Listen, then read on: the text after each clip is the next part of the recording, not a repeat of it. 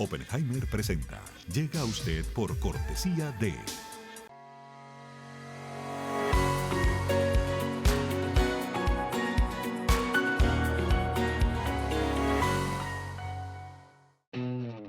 UAD es más que una universidad. Es vivir una experiencia única de aprendizaje. Es tu tiempo de vivir. UAD Experience. ¿Por qué hay gente infeliz en todas partes? Las encuestas muestran que hay una ola de insatisfacción y un aumento de estrés, tristeza y frustración que recorre el mundo. En Cómo salir del pozo, el periodista Andrés Oppenheimer comparte novedosas estrategias para combatir la infelicidad. Con entrevistas a los máximos gurúes mundiales de la nueva ciencia de la felicidad, nos cuenta cómo los países, las empresas y las personas están usando la inteligencia artificial y la psicología positiva para aumentar su satisfacción de vida. Ya está a la venta en librerías y tiendas en línea.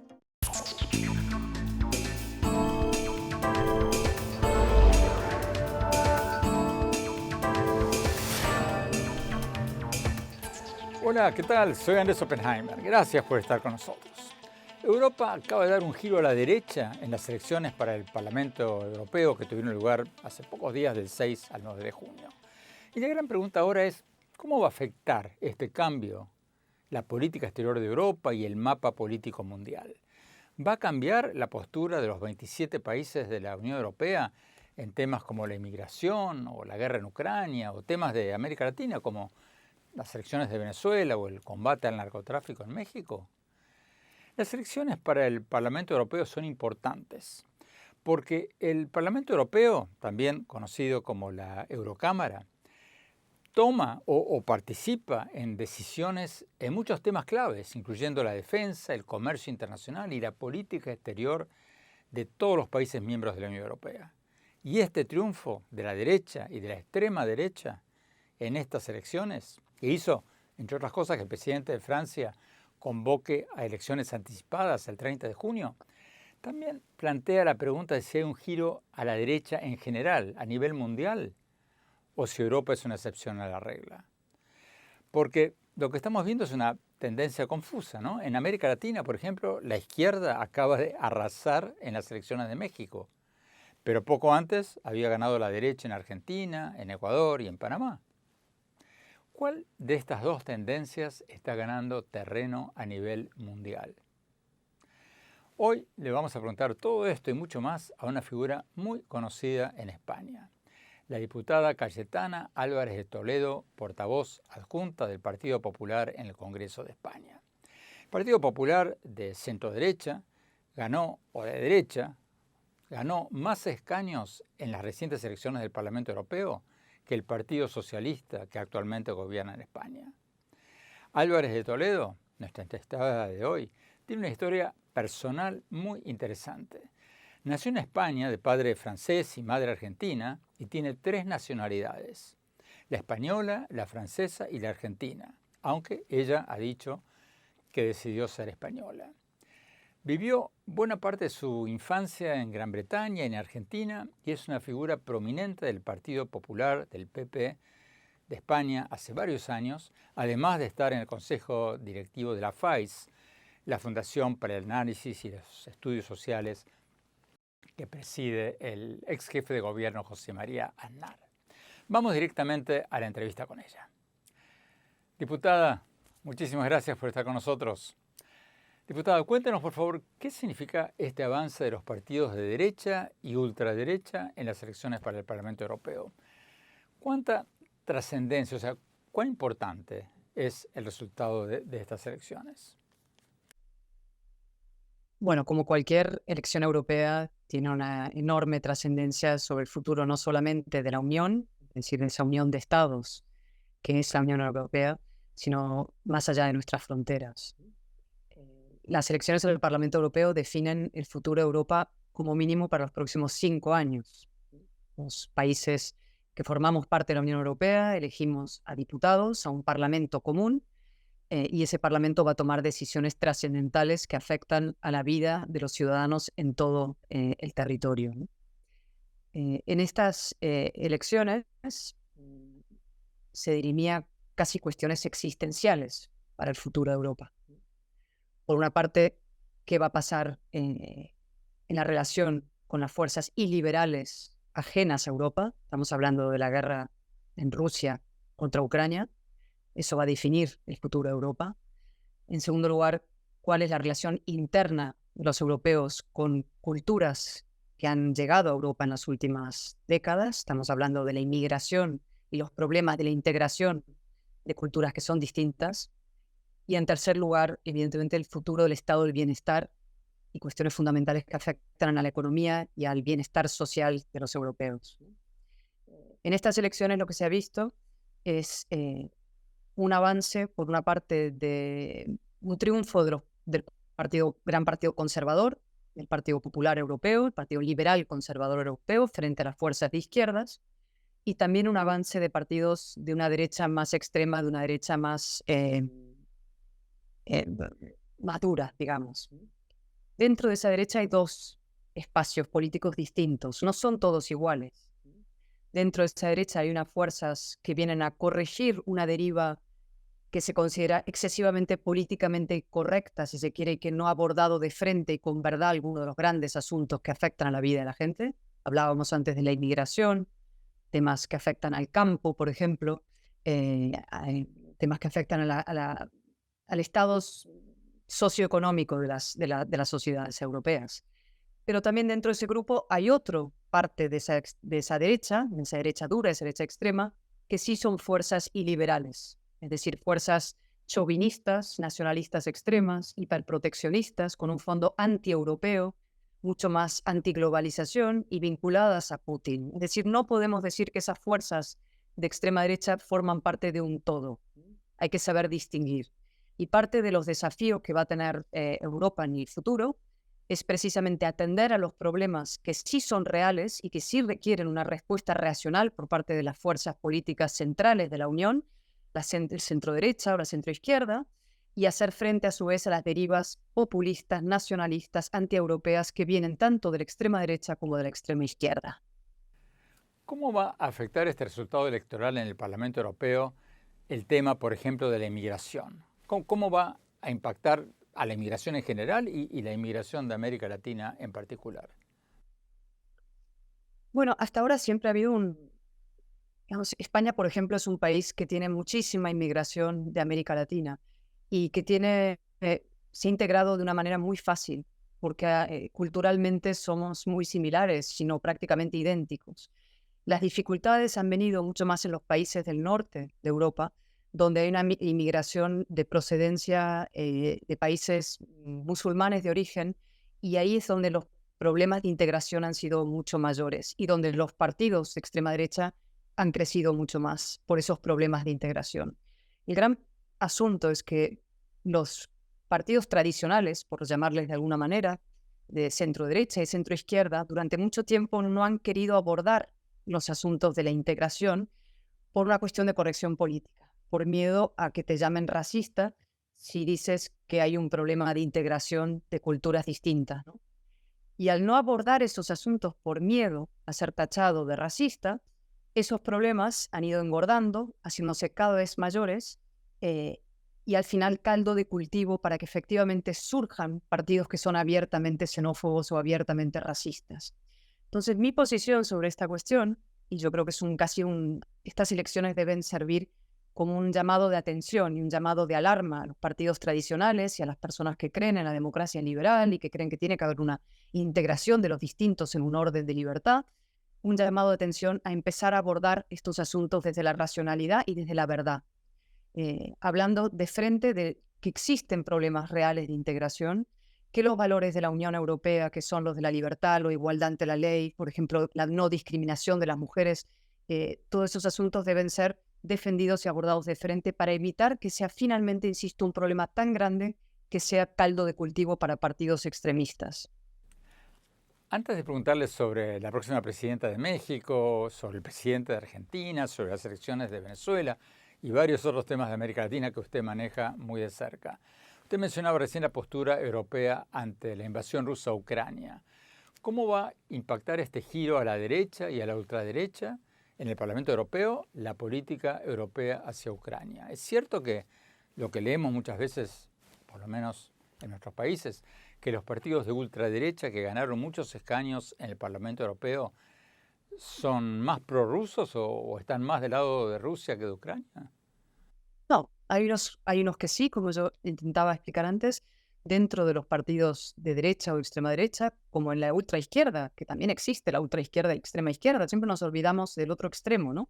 Esos dos extremos, hay partidos que son pro-Putin, abiertamente pro-Putin, y otros que no lo son. Insisto, hay unas derechas que son pro-Zelensky, pro-Ucrania, y que defienden un orden liberal y que simplemente lo que exigen es una corrección respecto a la deriva que se ha hecho en los últimos años, en algunos asuntos de inmigración, en asuntos del campo, en asuntos de la inflación, el estado del bienestar, y otros que sí son claramente aliados de un régimen tiránico y terrorista como es el de Putin. Insisto que hay tanto en la extrema derecha como abiertamente en la extrema izquierda. Pero en términos generales, ¿este giro a la derecha en las elecciones del Parlamento Europeo va a resultar en un menor apoyo a Ucrania o en un mayor apoyo a Rusia? No, no necesariamente. De hecho, ayer mismo, estos días, se han reunido los líderes del G7, en los cuales hay varios líderes europeos, para reforzar el apoyo a Ucrania, ¿no? Con lo cual, el papel que tienen los propios estados es muy importante. En este caso, la señora Meloni, ¿no?, líder italiana, que en sus orígenes se decía que podía ser más, digamos, está en la derecha, evidentemente una derecha muy combativa, podía ser aliada de Putin y se ha ido alejando de eso y ayudando a Zelensky y ayudando a Ucrania, ¿no? Con lo cual no es tan clara, no se puede adivinar necesariamente un repliegue respecto a la ayuda a Ucrania, y de hecho espero que eso no suceda y que, en fin, que los líderes europeos, los estados-nación, los primeros ministros y a su vez el apoyo europeo a Ucrania continúe, avance, se afiance, porque nos jugamos el futuro no solamente de la integridad territorial de un país muy cercano y aspirante a formar parte de la Unión, sino de la democracia liberal en la propia Unión Europea. Tenemos que ir a un corte. Quédese con nosotros, por favor, diputada. Cuando hablamos, vamos a preguntarle cuál va a ser la postura de la Unión Europea ante las elecciones del 28 de julio en Venezuela y cómo ve usted, Cayetana Álvarez de Toledo, a la presidenta electa de México y al presidente de Argentina. No se vayan, ya volvemos.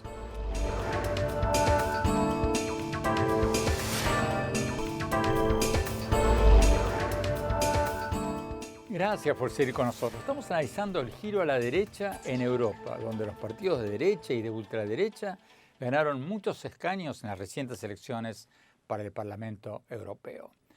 Y el Parlamento Europeo, como decíamos antes en el programa, es una institución importante porque toma o participa en las decisiones de la Unión Europea, de los 27 países de la Unión Europea, en muchos temas claves, incluyendo la defensa, el comercio internacional y la política exterior.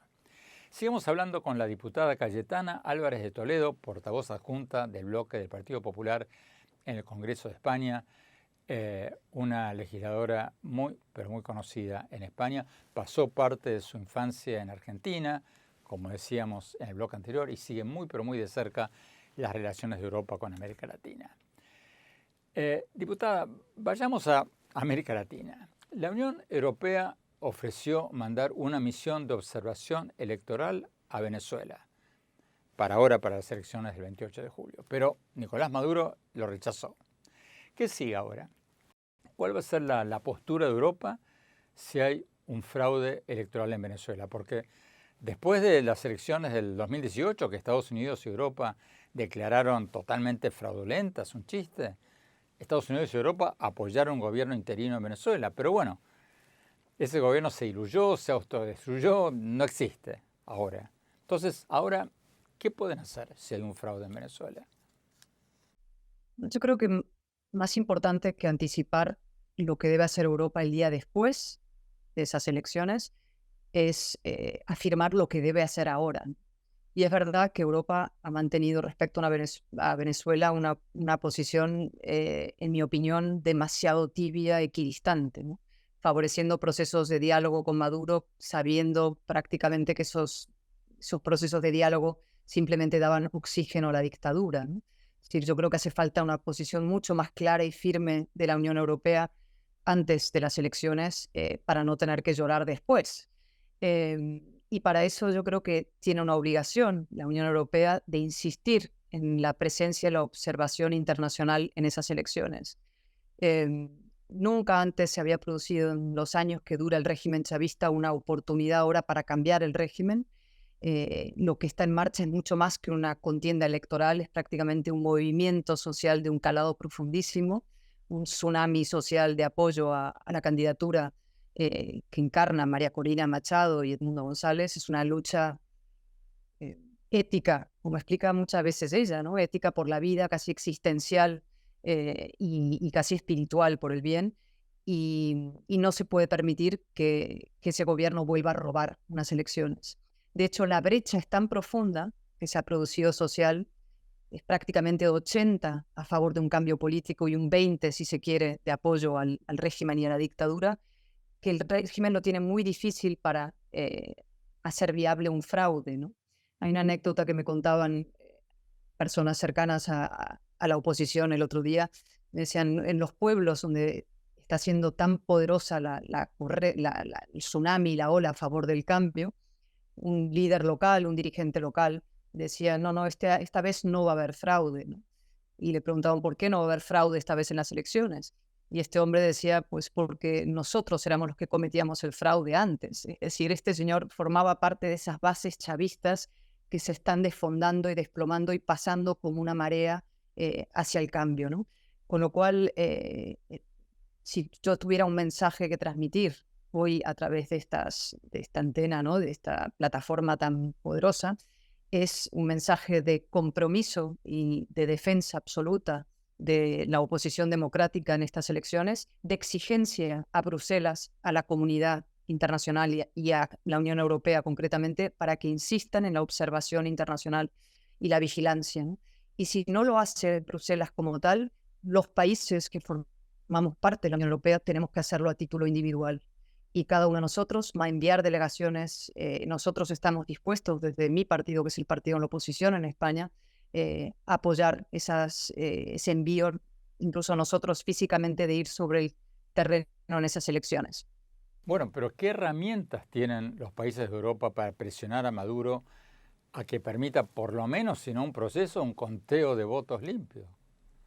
Bueno, tiene las sanciones que han ido utilizando para el régimen y los jerarcas del régimen, y luego tiene el apoyo, hacer una vigilancia, observación y apoyo expreso y contundente y unánime a la oposición en esta encrucijada, ¿no?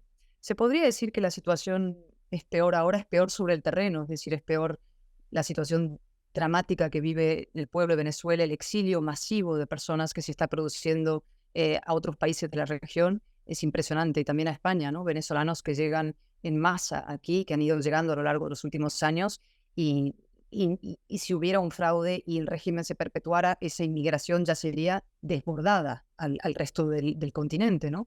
Con lo cual eso es una variable a tener en cuenta por parte del resto de gobiernos de la región y de la propia Unión, ¿no? Pero lo que desde luego no es un instrumento de presión es mirar para otro lado. O decir, pues ya se buscarán fórmulas de diálogo posterior, o digamos distraerse y que Venezuela sea lo que es hoy Cuba, ¿no? De la que ya prácticamente nadie habla 64 años después. Y eso es inasumible e intolerable, con lo cual es verdad que el poder que puede tener de presión siempre es limitado, porque la Unión Europea o cualquier otro país no va a invadir Venezuela para intentar conseguir un cambio político, pero tiene que presionar al máximo. Y presionar en un proceso que además es de transición razonable, porque María Corina Machado está ofreciendo una verdadera transición política. Es la única, de hecho, que está ofreciendo a quienes formaron parte del chavismo una salida razonable. El régimen no lo está ofreciendo. ¿Usted cree que se vendrían más sanciones económicas y diplomáticas de Europa si hay un fraude electoral? Si hay un fraude electoral, la obligación de Europa es, desde luego, fortalecer y reforzar las sanciones. Esa es una obligación. Pero insisto que no podemos dejar pasar esta oportunidad. O sea, otro fracaso más ya es que no es ni se soluciona, o sea, ya es un éxodo masivo, es una destrucción de un país ya definitivo, con un éxodo masivo de millones de personas, ¿no? ¿El giro a la derecha en el Parlamento Europeo puede tener algún impacto en la política europea hacia Cuba? Europa en las últimas décadas es verdad que se ha ido replegando en su defensa de la democracia en esos países y Cuba se ha ido abandonando. De Cuba, en una época todavía, hasta hace unos años, yo me acuerdo hace 10 años, todavía se hablaba mucho de Cuba y el drama de Cuba es que se ha dejado de hablar de Cuba en la agenda internacional. De Venezuela todavía se habla un poco, pero corre el riesgo de que por Rusia, por Israel, por otros asuntos que no ocupan la agenda internacional, se deje de hablar de Venezuela. Y eso es un riesgo que existe y tenemos que volver a meter en la agenda la defensa de la democracia. Entre otras cosas porque lo que suceda en Cuba, lo que suceda en Venezuela, lo que suceda en tantos sitios de América Latina, forma parte de un todo. Es decir, aquí lo que está en juego es el futuro del orden liberal. Si el orden liberal nacido después de la Segunda Guerra Mundial y con sus defectos y sus imperfecciones, sobrevive o no a la agresión externa que supone un orden iliberal que está formado por China y Rusia esencialmente, pero que tiene otras patas, Irán, y que dentro de Occidente tiene eso que llamamos los quintacolumnistas, que son algunos regímenes totalitarios, como puede ser Cuba, por supuesto, desde luego Venezuela y algunos otros, y que tiene dentro de las democracias gente que trabaja para la propia destrucción occidental desde el interior. Y por eso yo hablaba antes de la importancia de ver el riesgo no solamente en las extremas derechas, que pueden ser partidos nacionalistas o antieuropeos, sino en unas extremas izquierdas que están trabajando para la destrucción del orden liberal desde el interior y que se disfrazan a veces de democracias, pero que trabajan para Rusia, que trabajan para China, que trabajan para Irán y que no creen en la democracia liberal. Y esa tiene evidentemente un arraigo en América Latina fortísima. Con lo cual, del Parlamento Europeo, con sus crecimiento de extremos y con sus inestabilidades y los problemas graves que tiene la propia Europa, es muy importante levantar la vista y ver que esto va a formar parte de un tablero mucho más grande, que las decisiones que tomemos en Europa van a afectar a esa batalla crucial y existencial por el orden liberal, sí o no, mucho más allá de nuestras fronteras y por tanto también en América Latina, que es al público al que nos dirigimos. Tenemos que ir a un corte. Cuando volvamos, vamos a preguntarle a la portavoz adjunta del Partido Popular Español en el Congreso cómo ve a Claudia Sheinbaum, a la virtual presidenta electa de México. También vamos a preguntarle sobre Javier Milei, el presidente argentino, sobre todo después de su reciente pelea con el jefe de gobierno español, Pedro Sánchez. No se vayan, ya volvemos.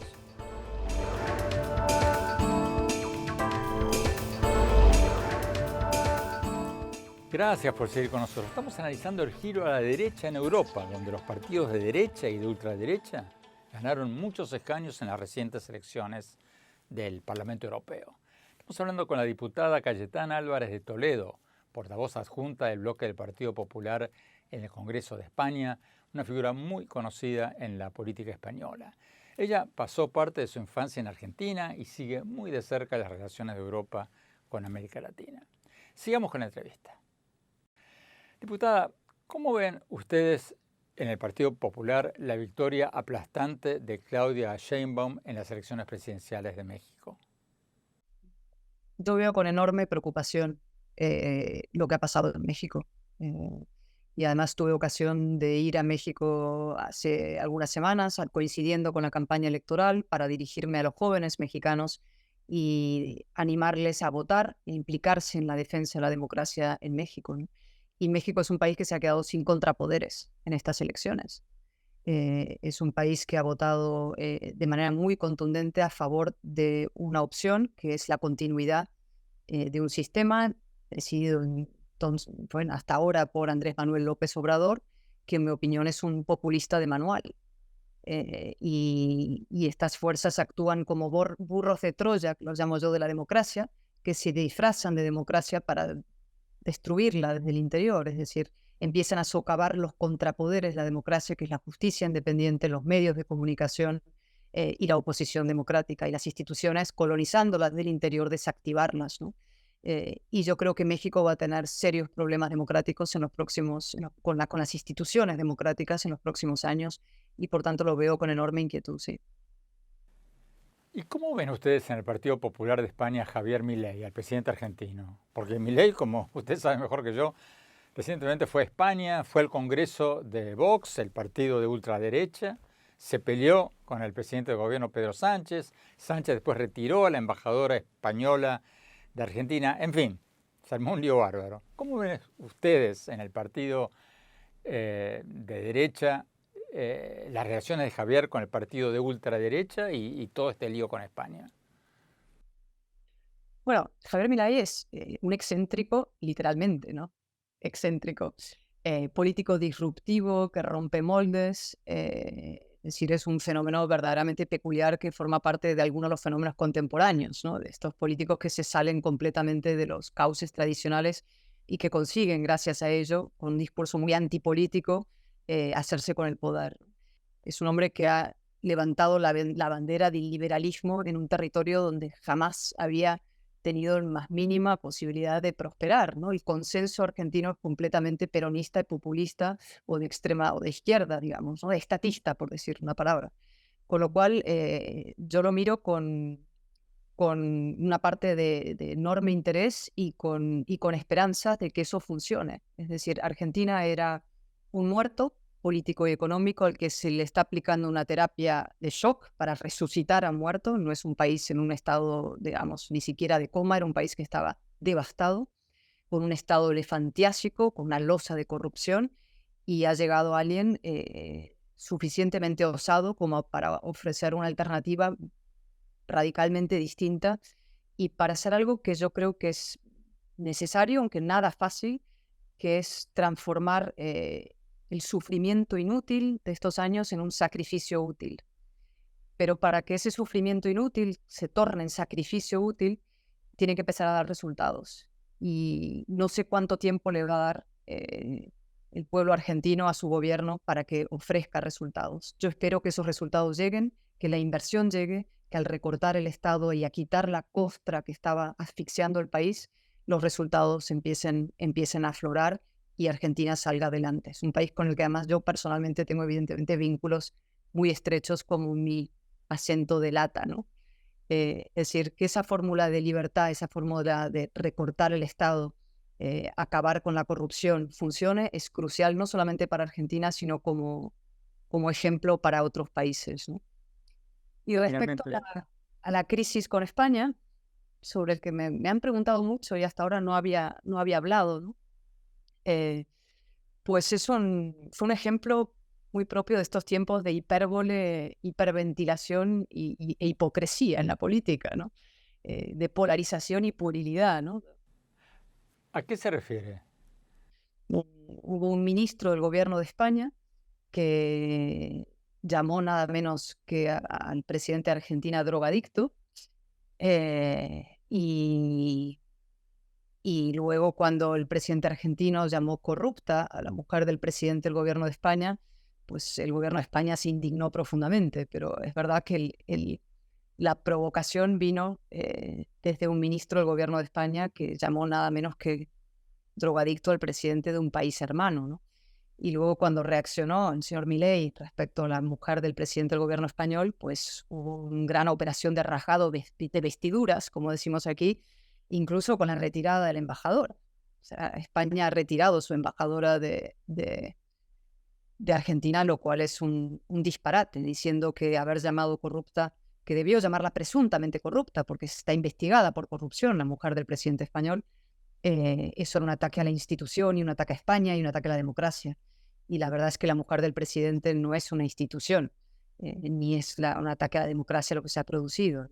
Ha sido un rifirrafe, como decimos aquí, de alto voltaje semántico entre gobiernos y entre presidentes, que yo espero que puedan causarse lo antes posible, porque somos no solamente pueblos hermanos, sino dos países con enormes intereses comunes y ojalá esas relaciones se puedan encauzar cuanto antes. Tenemos que ir a un corte. Cuando volvamos, seguimos con Cayetana Álvarez de Toledo, la portavoz adjunta del Partido Popular en el Congreso de España. Y después, mi reflexión sobre todo lo que hablamos hoy. No se vayan, ya volvemos.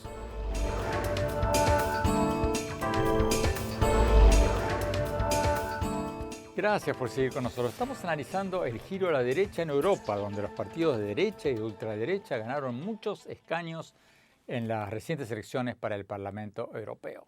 Estamos hablando con la diputada Cayetana Álvarez de Toledo, portavoz adjunta del bloque del Partido Popular en el Congreso de España.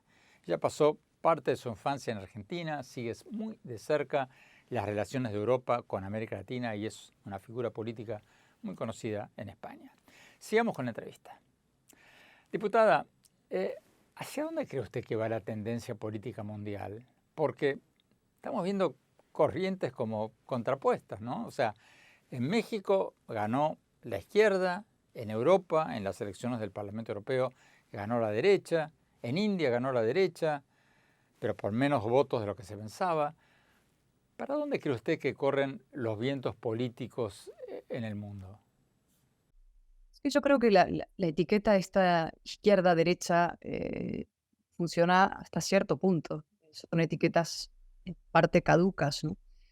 Yo creo que el verdadero eje de discusión es hacia dónde va la democracia liberal y si va a sobrevivir a las tendencias contemporáneas, sí o no. Y esas tendencias, ¿cuáles son? Por una parte, claramente, digamos, lo que yo llamaba antes el avance de fuerzas iliberales, autoritarias, ¿no? El mundo de Rusia, de Putin, con sus quintacolumnistas internos. Y si va a sobrevivir a eso, ¿no? Que internamente dentro de Occidente también tiene sus expresiones, ¿no? El nacionalismo, el populismo, las falsas democracias, las democracias de cartón piedra, que parecen democracias por fuera, pero no lo son en verdad. Es decir, eso va a ser el verdadero eje de discusión, ¿no? ¿Quiénes son los que van a defender la democracia liberal? Y yo creo que añado algo más que a mí me preocupa especialmente, es hasta qué punto los jóvenes se van a sentir y se sienten ya dispuestos a defender, implicados en la defensa de la democracia liberal.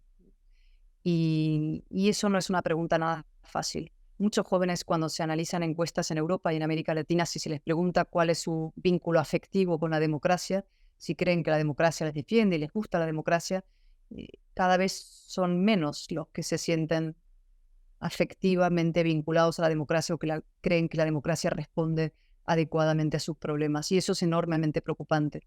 Es decir, que estarían dispuestos a aceptar lo que se llama una transacción mefistofélica, es decir, un poco diabólica entre libertad y seguridad. Es decir, que los regímenes autoritarios les ofrecen: yo te voy a proteger, dar un grado de protección y seguridad a cambio de que tú me entregues parte de tu libertad, y que haya muchos jóvenes que digan, pues esa transacción a mí me vale. Sobre todo si miro a la democracia y veo el espectáculo de la degradación política y digo, eso no me siento identificado con estos políticos, ¿no? Políticos que se insultan unos a otros, que a veces incluso llegan a las bofetadas, como ha ocurrido el otro día, ayer mismo en Italia. Es decir, cuando el espectáculo de degradación de la política es tan grande que se rompe el vínculo entre el representante y el representado. Y entonces los jóvenes y mucha gente dice, la democracia no soluciona mis problemas. Entonces yo quiero que venga un hombre fuerte, una mujer fuerte, un autoritario, un caudillo, y que ponga orden de una vez y me garantice que yo llego a fin de mes, que me pagan a mí la hipoteca o que el sueldo, ¿no? Lo que fuera. Y entonces eso es algo muy, muy preocupante. Porque en mi opinión, fuera de la democracia liberal no hay paz, ni progreso, ni convivencia, ni civilización. No conozco otra fórmula que lo ofrezca y lo garantice de una manera profunda y real. Los regímenes autoritarios pueden ser pan para hoy, pero son hambre para mañana. Y por tanto, lo que nos corresponde a quienes estamos en política, tenemos una responsabilidad institucional, es asegurarnos de que la democracia funcione bien y que la política no sea este espectáculo degradante, y que los jóvenes se vuelvan a sentir implicados y vinculados a la política. Y eso no es una tarea nada fácil en un ecosistema mediático como el que tenemos, donde las vísceras priman sobre las razones, las emociones son mucho más poderosas, donde la política se juega como en un partido de fútbol, ¿no? Es una lucha binaria entre unos y otros, ¿no? Entonces, a ver si gana mi equipo, y sobre todo lo importante es que pierda el equipo de enfrente. Diputada Álvarez de Toledo, muchísimas gracias por esta entrevista. Tenemos que ir a un corte. Cuando hablamos, mi reflexión sobre lo que más me llamó la atención de lo que escuchamos hoy de la portavoz del Partido Popular de España en el Congreso. No te vayas, ya volvemos.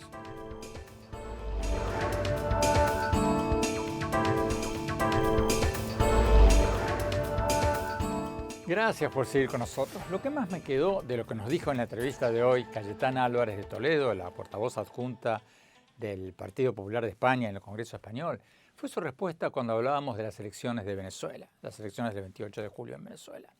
Me refiero a cuando ella decía que una de las cosas que más le preocupa es que Maduro se siga perpetuando en el poder sin ganar elecciones libres y que el mundo se olvide de Venezuela, así como se olvidó de Cuba. Ella me recordó que hace 10 años todavía se hablaba mucho sobre la dictadura de Cuba y la represión de Cuba en las cumbres internacionales de jefe de Estado. Pero después, ¿qué pasó? Bueno, el mundo se cansó y hoy en día prácticamente nadie habla de Cuba. Ganó la fatiga política. El mundo tiró la toalla. Y el peligro ahora es que pase algo parecido con Venezuela. O sea, que el mundo se olvide de Venezuela. Que haya un fraude electoral el 28 de julio y que a los pocos días todos se olviden de Venezuela. Hoy el riesgo de que eso pase es todavía mayor que hace unos años, porque con la invasión rusa a Ucrania, con la guerra entre Israel y el grupo terrorista Hamas en Gaza, con la amenaza de una invasión china a Taiwán, hay un peligro real, verdadero, de que Venezuela pase a un tercer, cuarto, quinto, sexto plano.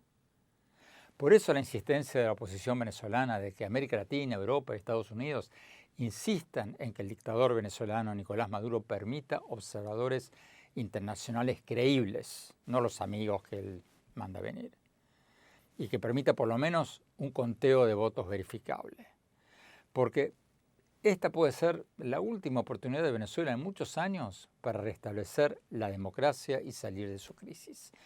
Hasta ahora, los augurios no son buenos. El régimen de Maduro ya inhabilitó a María Corina Machado, la ganadora de las primarias opositoras, y también sacó de la carrera electoral a otra candidata que Machado había nombrado en su lugar. Y el régimen venezolano también anunció hace poco que no va a dejar entrar a la misión de observadores electorales que ofreció mandar la Unión Europea. Entonces, como nos dijo la propia María Corina Machado en este programa hace muy poco, pueden ver la entrevista en YouTube, si hay un fraude electoral en Venezuela puede haber consecuencias muy, pero muy serias para todos los países. Según nos decía ella, podría resultar en la huida de millones más de venezolanos a todos nuestros países en América Latina y en Estados Unidos, y se corre el peligro de normalizar todavía más a los gobiernos no democráticos. Eso sienta un precedente terrible, porque cuando se normaliza la idea de que no se puede sacar por las urnas a un gobernante atornillado en el poder, bueno, entonces se envalentonan los aspirantes a dictadores en todas partes. Piensan, si lo hizo ese, lo puedo hacer yo. Entonces puede ser que lo que esté en juego en Venezuela no sea solo el futuro de Venezuela, sino el futuro de la democracia en todos nuestros países. Porque si se roban las elecciones en Venezuela y el mundo se olvida de Venezuela, se van a frotar las manos los aspirantes a dictadores en todas partes y van a pensar que pueden violar todas las normas democráticas y de derechos humanos sin ninguna consecuencia. En pocas palabras, el mundo se olvidó de Cuba y se puede olvidar de Venezuela. ¿Es ese realmente el mundo que queremos? Los dejo con esa pregunta. Se nos acabó el tiempo. Los invito a visitar mi blog en el sitio de internet andresopenheimer.com y visítenme en mis redes sociales, en X, en mi página de Facebook, en Instagram, y no se pierdan mi nuevo libro Cómo salir del pozo, sobre cómo combatir el atraso económico, el populismo y aumentar la felicidad. Gracias, hasta la semana próxima.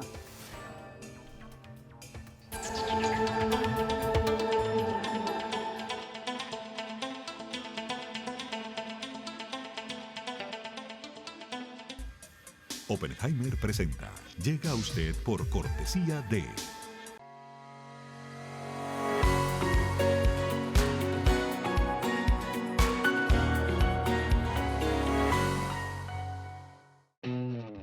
UAD es más que una universidad. Es vivir una experiencia única de aprendizaje. Es tu tiempo de vivir. UAD Experience. ¿Por qué hay gente infeliz en todas partes? Las encuestas muestran que hay una ola de insatisfacción y un aumento de estrés, tristeza y frustración que recorre el mundo. En Cómo salir del pozo, el periodista Andrés Oppenheimer comparte novedosas estrategias para combatir la infelicidad. Con entrevistas a los máximos gurúes mundiales de la nueva ciencia de la felicidad, nos cuenta cómo los países, las empresas y las personas están usando la inteligencia artificial y la psicología positiva para aumentar su satisfacción de vida. Ya está a la venta en librerías y tiendas en línea.